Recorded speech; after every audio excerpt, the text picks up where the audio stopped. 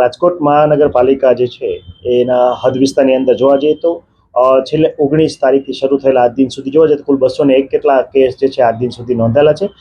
તે પૈકી ગત 24 કલાકમાં 6 કેસ આવેલા છે અને હાલ જે છે 156 કેસ જે સાજા થઈ ગયેલા છે અને હાલ એક્ટિવ કેસની સંખ્યા જે છે એમાં 45 દર્દી એક્ટિવ હાલતમાં છે. પરંતુ એક રાહતના સમાચાર એ કહી શકાય કે તમામ દર્દીઓ છે હોમ આઇસોલેશનમાં સ્ટેબલ અવસ્થામાં છે.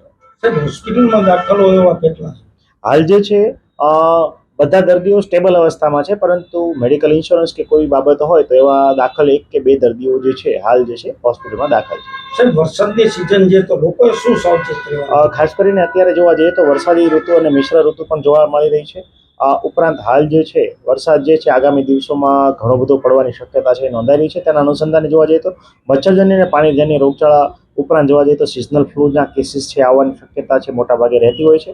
એ અનુસંધાને મેલેરિયા વિભાગ ઉપરાંત જે જોવા જઈએ તો ખાસ કરીને ફૂડ અને આરોગ્ય બંને શાખા દ્વારા જે છે એક્ટિવ અને પેસિવ સર્વેલન્સની કામગીરી છે કરવામાં આવે છે. આ ઉપરાંત ઘરે જઈને ઘરે જે છેવાડાના ઘર સુધી હોય ત્યાં રેસિડ્યુઅલ ક્લોરીન ટેસ્ટની માત્રા પણ નિયત માત્રા છે કે નહીં એની તપાસણી જે આરસીટી ટેસ્ટ દ્વારા કરવામાં આવી રહી છે.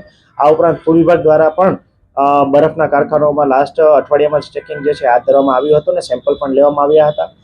રાજકોટ મહાનગરપાલિકાની આરોગ્ય શાખા દ્વારા 100 કરતાં વધુ જે છે એ જગ વિક્રેતાઓને ત્યાંથી પણ પાણીના સેમ્પલ લઈને બેક્ટેરિયોલોજીકલ કાઉન્ટ માટે મોકલવામાં આવ્યા હતા ને એમાં જે સેમ્પલો જે છે અનસેટિસ્ફેક્ટરી જણાયા હતા તેમને નોટિસ પણ ઇસ્યુ કરવામાં આવી હતી. ત્યારબાદ સરકારી સંસ્થાનો જે છે એ રિપોર્ટ એમને પ્રસ્તાવિત કરતા એમને પુનઃ વેચાણની મંજૂરી પણ આપવામાં આવેલી હતી.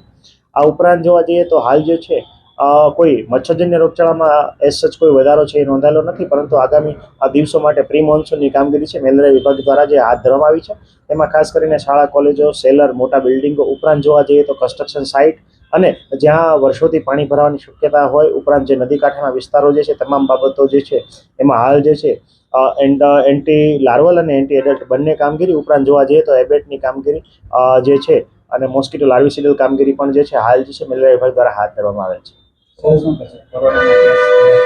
કોરોનાના કેસ જે છે ગત સપ્તાહે જોવા જઈએ તો કોરોનાના કેસ જે છે 19 તારીખથી આજ દિન સુધી કુલ જે છે 201 જેટલા કોવિડ પોઝિટિવ કેસ નોંધાયેલા છે. તે પૈકી 156 દર્દીઓ જે છે એને 7 દિવસની અંદર લક્ષણોમાં રાહત જણાતા હતા એમને ડિસ્ચાર્જ એટલે કે સક્સેસફુલી ક્યોર જે છે દર્શાવવામાં આવે છે.